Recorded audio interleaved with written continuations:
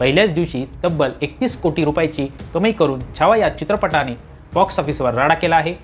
जोरदार प्रमोशन आणि ॲडव्हान्स बुकिंगमुळे छावाने 13 कोटी 70 लाख रुपयाचा गल्ला जमवला आहे। शुक्रवारी रिलीज झालेल्या या चित्रपटाने थिएटरमध्ये ऑलरेडी चालू असलेल्या सनम तेरी कसम या चित्रपटाचे स्क्रीन कमी करून थिएटर जाम केले आहे। थिएटर बाहेर होत असलेली गर्दी आणि प्रेक्षकांकडून मिळणारी पसंती यामुळे हा चित्रपट एकाच आठवड्यात 100 कोटीची कमाई करेल असा अंदाज बांधण्यात येत आहे।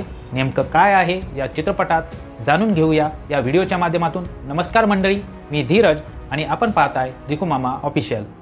कोणत्याही चित्रपटाला हिट होण्यासाठी 4 गोष्टीची आवश्यकता असते, त्यामध्ये चित्रपटाची दमदार स्टोरी, चांगले व्हिज्युअल इफेक्ट्स, चित्रपटाचे संगीत आणि कलाकारांनी केलेले उत्तम दर्जाचे काम याचे मिश्रण झाले की चित्रपट चांगला बनतो। असंच काहीतरी घडलंय या चित्रपटाच्या बाबतीत। हा चित्रपट छत्रपती संभाजी महाराजांच्या इतिहासावर आधारित आहे।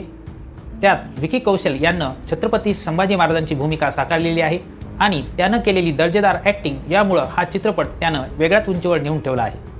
उत्तम प्रशासक, विद्वान, धर्मनिष्ठ आणि निर्णय क्षमता हे महाराजांचे गुण त्यानं उत्तमरित्या साकारले आहेत। या चित्रपटाचे दिग्दर्शक लक्ष्मण उतेकर यांना अशा हिस्टॉरिक फिल्म बनवण्याचा अनुभव नसताना देखील त्यांनी मराठी साहित्यकार शिवाजी सावंत यांच्या छावा या कादंबरीवर आधारित या चित्रपटाला योग्य न्याय देण्याचा प्रयत्न केला आहे।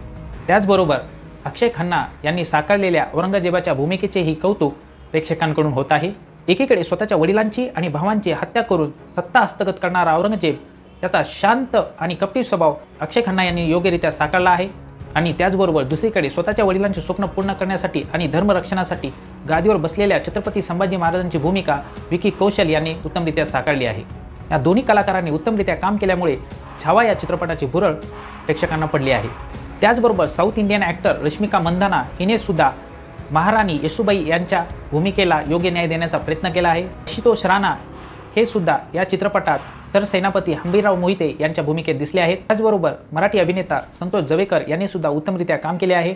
संगीतकार AR रहमान यांनी दिलेल्या गाण्यामुळे या चित्रपटाची स्टोरी आणखीन भारी वाटते। हा चित्रपट लवकरच सर्व रेकॉर्ड तोडेल असा अंदाज प्रेक्षक लावत आहेत। इतिहास विसरणारी माणसे इतिहास घडू शकत नाही, त्यामुळे प्रत्येक मराठी माणसाला आपला इतिहास माहीत पाहिजे। त्यामुळे प्रत्येक मराठी माणसाने हा चित्रपट पाहिला पाहिजे। आमचा हा व्हिडिओ कसा वाटला? व्हिडिओ आवडला असेल तर लाईक करा आणि आमच्या चॅनलला सबस्क्राईब करा। धन्यवाद।